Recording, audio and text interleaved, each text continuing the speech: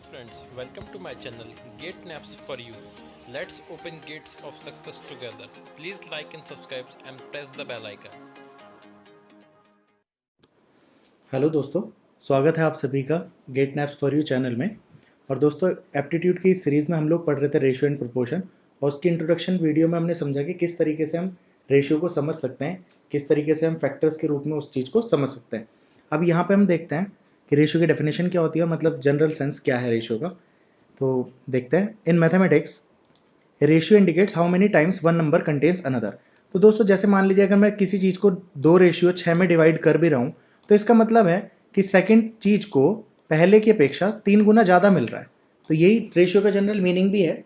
तो जैसे for example, if there are 8 oranges and 6 lemons in the bowl of a fruit, तो दोस्तों 6 क्या है, ऑरेंज है, और या 8 ऑरेंज है और 6 क्या है आपके पास, लेमन्स हैं। तो अगर हम देखें तो ऑरेंजेस से लेमन का रेशियो जो है वो 8:6 है। इसका मतलब हर 8 के लिए क्या होगा दोस्तों, 6 लेमन्स हमारे पास पड़े होंगे। तो जैसे यहाँ पे मैं 2:6 की बात कर रहा था, अगर इसे 2 लेमन्स मानते हैं और 6 ऑरेंजेस मानते हैं, तो मतलब हर 2 लेमन्स के लिए हमारे पास ऑरेंजेस कितने होंगे, 6 होंगे। तो अगर हमारे पास लेमन हम 4 कर देते हैं, तो दोस्तों ऑरेंजेस कितने हो जाएंगे उसी के रेस्पेक्ट में, 12 हो जाएंगे। तो इसी चीज़ को हम क्या बोलते हैं, रेशियो बोलते हैं। सिमिलरली, अगर हम वही बात है कि यहाँ पे ये है तुम्हारा ऑरेंजेस से लेमन्स का, तो 8:6 है। अगर लेमन्स से ऑरेंजेस का बोलें तो उसको क्या बोल देंगे, 6:8 बोल देंगे। और दोस्तों, अगर ratio of oranges to the total amount of fruit, अब देखिए हम इन दोनों को फ्रूट मान रहे हैं, तो हमारे पास टोटल फ्रूट कितने हैं, 14 हैं। और अगर हम देखें तो हमारे पास ऑरेंजेस कितने हैं, 8 है। तो हम कह सकते हैं कि 8:14 में है। तो ये तो इसका जनरल सेंस हो गया। अब इसके ऊपर कुछ क्वेश्चन समझते हैं और उससे और अंडरस्टैंडिंग अच्छी करते हैं। कि मान लीजिए किसी रूम में 28 वुमेन है और 21 मैन है। तो अब क्वेश्चन ये है कि what is the ratio of man to women. दोस्तों, हमारे पास 21 मैन है और वुमेन कितनी है, 28। तो रेशियो कितना हो जाएगा, 21:28। तो अगर आप इसको डिवाइड करेंगे तो कितना आ जाएगा, 3:4 आ जाएगा। अब जैसे नेक्स्ट क्वेश्चन ये भी है, what is the ratio of women to the total number of people. देखिए, वीमेन कितनी है हमारे पास, 28 है, और टोटल पीपल हमारे पास कितने होंगे, मतलब मैन एंड वीमेन दोनों को ऐड कर देंगे तो वो कितने हो रहे हैं दोस्तों, 49। तो अगर हम रेशियो देखें तो वीमेंस का टोटल नंबर ऑफ पीपल से कितना हो जाएगा, 28:49। अगर इसी में क्वेश्चन ये होता what is the ratio of man to total number of people, तो मेंस कितने हैं दोस्तों हमारे पास, 21 है, और टोटल नंबर ऑफ पीपल कितने होंगे, 49। तो ये आपका क्या आ जाएगा दोस्तों, मैन का टोटल नंबर ऑफ पीपल से रेशियो आ जाएगा। अब कुछ क्वेश्चन समझते हैं। हमारे पास क्या है, हमें लिखना है 4 इक्वलेंट रेशियो जो 2:3 के इक्वलेंट है। तो दोस्तों देखिए हमारे पास 2:3 है, तो हम चाहें तो अगर हम लिख रहे हैं मान लीजिए 6:9, तो भी आप इसको 2:3 ही बोल सकते हैं। या आप, क्योंकि इसको आप कट करेंगे तो ये कितना आएगा 2, ये कितना आएगा 3। आप इसको दोस्तों लिख सकते थे 4:6 भी, तब भी ये क्या है, 2:3 ही है। आप इसको लिख सकते थे दोस्तों 8:12 भी। आप इसको चाहें तो लिख सकते हैं मतलब 24:36 भी। ये सब चीज क्या है दोस्तों, इक्वलेंट है किसके, इक्वलेंट रेशियो है ये 2:3 के। और दोस्तों इसी चीज को हम प्रोपोर्शन बोलते हैं। दोस्तों मान लीजिए एक एक पर्सन ए है, उसके पास 4 लाल बॉल हैं और 6 सपोज उसके पास काली बॉल है, और दूसरे पर्सन बी के पास 8 लाल बॉल हैं और 12 काली बॉल है। दोस्तों इनके पास बॉल्स तो अलग अलग है, बट अगर इनके रेशियो की बात करें तो इसके पास भी लाल और काली बॉल्स का रेशियो कितना है, 2:3 है, और इसके पास भी लाल और काली बॉल का रेशियो कितना है, 2:3 है। तो उस इसी चीज को हम अगर किसी दो पर्सन के पास मतलब उनके रेशियोज इक्वल होते हैं तो उसी चीज को हम क्या बोलते हैं, प्रोपोर्शन बोलते हैं। अभी प्रोपोर्शन समझेंगे तो उसमें ये बात और अच्छे से हम समझ जाएंगे। अभी एक और क्वेश्चन हम करते हैं कि what is the ratio if the ratio of the ball to bat in a box is 5:8। तो हमारे पास बॉल कितनी है, 5 है, और बैट कितने हैं, 8 है, इस रेशियो में है। अब इसने बोला दोस्तों if number of balls is 30। अब देखिए हमने पिछली वीडियो में इंट्रोडक्शन की बहुत अच्छे से समझा है कि किस तरीके से हम फैक्टर्स में समझ सकते हैं।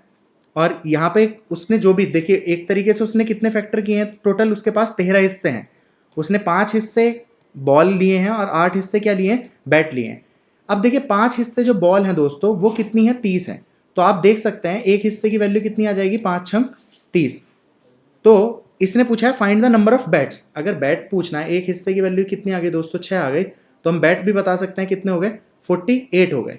और हमारे पास आप इसको भी देख सकते हैं 30:48 हो जाएगा ये, तो 5:8 में ही है।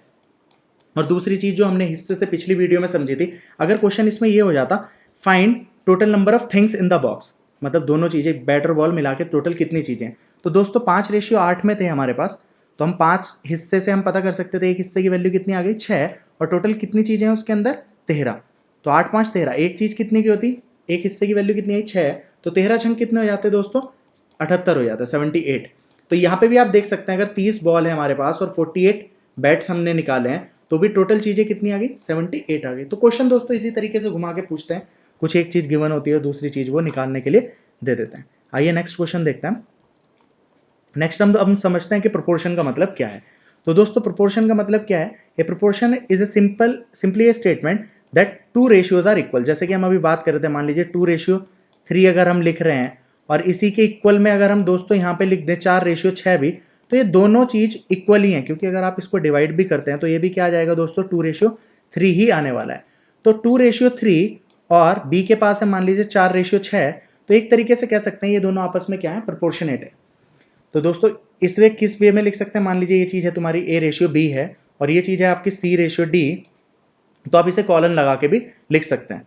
जैसे कि आप इस चीज को किस तरीके से लिख सकते हैं कि A:B इक्वल्स टू C:D है, तो आप इसको लिख सकते हैं A:B एंड डबल कॉलन से रिप्रेजेंट करते हैं प्रोपोर्शन को, आप लिख सकते हैं C:D।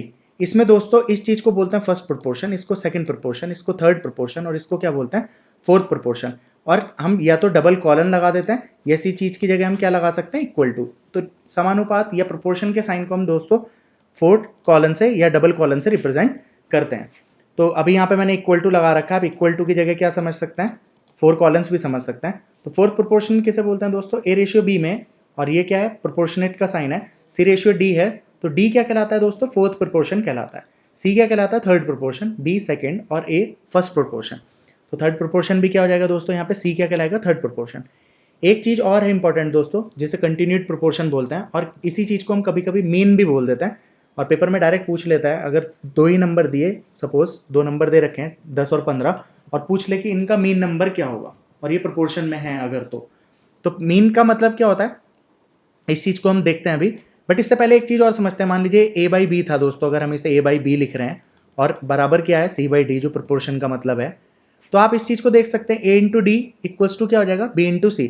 इनमें से किसी एक चीज की वैल्यू दे देता है वो और दूसरे की पूछ लेता है, तो या तो आप मल्टीप्लाई करके निकाल सकते हैं, वरना दूसरा तरीका भी हम देखेंगे कि डायरेक्ट हम किस तरीके से निकाल सकते हैं। अब दोस्तों यहाँ पे कंटिन्यू प्रोपोर्शन में इसने क्या बोला कि A/B जो है वो इक्वल टू है दोस्तों किसके, B/C के। मतलब कि आप कह सकते हैं ये A/B था और ये चीज B ही है दोस्तों, B/C है। तो ये जो B दोस्तों कॉमन है दोनों जगह पे, इसी को क्या बोलते हैं हम कंटिन्यूड प्रोपोर्शन बोलते हैं, या इसे ही मीन प्रोपोर्शनल बोलते हैं। अब देखिए दोस्तों अगर हम B की वैल्यू निकालना चाहें तो यहां से हम देख सकते हैं कि B² की वैल्यू क्या हो जाएगी, AC हो जाएगी। तो अगर आप B की वैल्यू निकाल लेंगे तो वो क्या हो जाएगा दोस्तों, इन दोनों का अंडर रूट हो जाएगा। और ये कोई याद करने की चीज नहीं है, अगर हम समझ सकते हैं कि A/B है और B कॉमन चीज है और इधर क्या है B/C है, तो B की वैल्यू अगर हमें निकालनी हो तो A और इंटू C हो जाएगा, और उसका हम क्या निकाल लेंगे अंडर रूट करके निकाल लेंगे। इसी चीज को दोस्तों हम क्या बोलते हैं, मीन प्रोपोर्शन बोलते हैं। इसके ऊपर क्वेश्चन आएंगे वो देखेंगे तो हम इसको अच्छे से आसानी से समझ जाएंगे।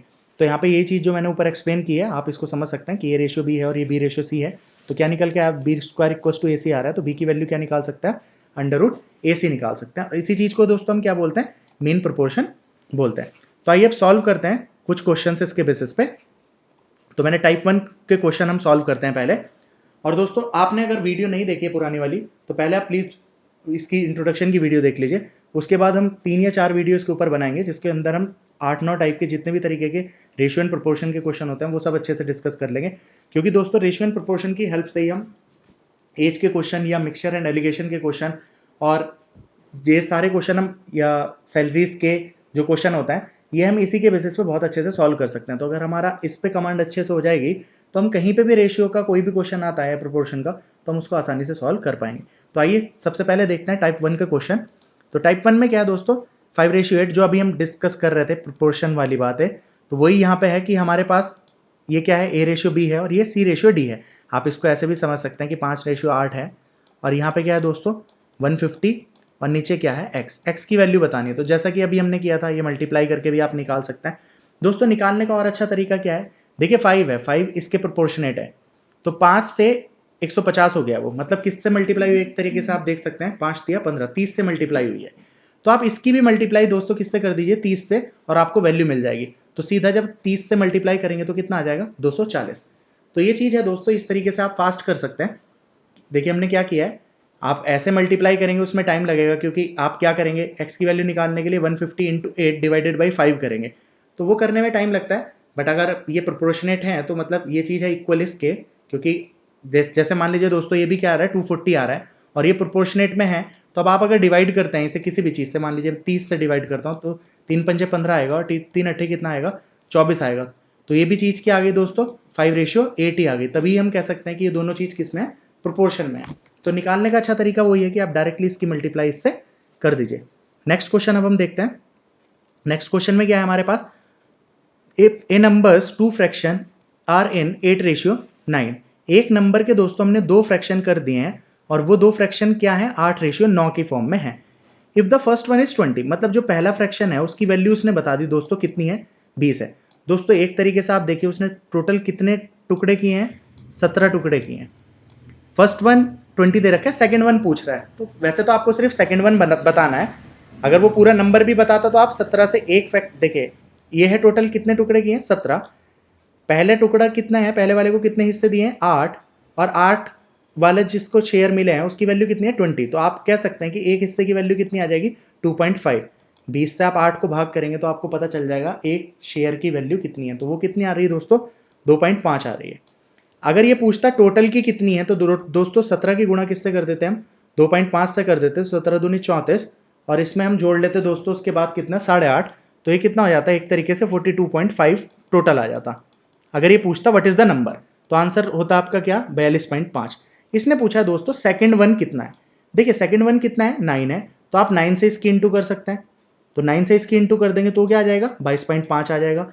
या दोस्तों एक और अच्छा तरीका क्या है, देखिए ये 8 है और ये 9 है, आपको दिख रहा है कि इससे सिर्फ इससे एक ही हिस्सा फालतू मिला है।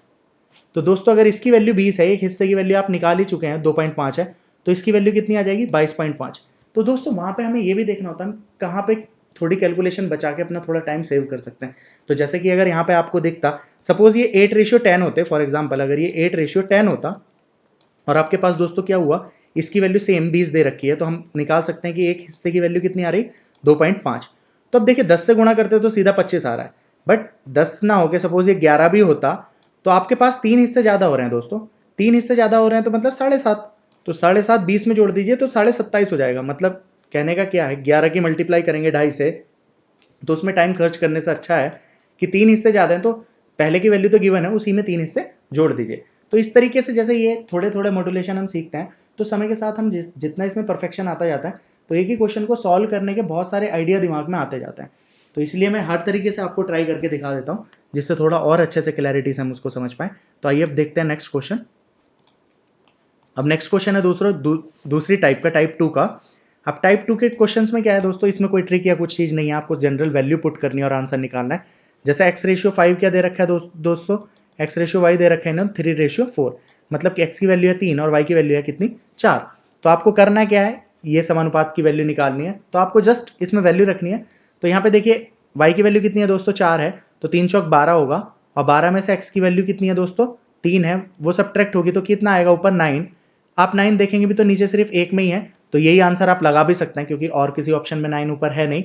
अदरवाइज आप सॉल्व करने का मन है पूरा भी कर सकते हैं। ऊपर तो 9 आ चुका है, नीचे क्या आएगा दोस्तों, 2x की वैल्यू कितनी है, तो 3 है, तो ये कितना आ जाएगा 6, और y की वैल्यू है 4, तो 6 4 10, अब भी कितना आ गया दोस्तों, 9:10 आ गया। सेम इसी तरीके से आप नेक्स्ट क्वेश्चन खुद सॉल्व कर सकते हैं, और इसका आंसर क्या होगा कमेंट बॉक्स में आप डालिए। और जो भी आपका सजेशन होगा वीडियो के रिगार्डिंग, या किस तरीके से हमें, या कोई और आपका डाउट होता है, तो वो प्लीज़ आप सजेशन बॉक्स में डालिए, और कमेंट में उसके लिए जो भी सजेशन आप दे सकते हैं दीजिए, हम उस पर काम करने की कोशिश करेंगे।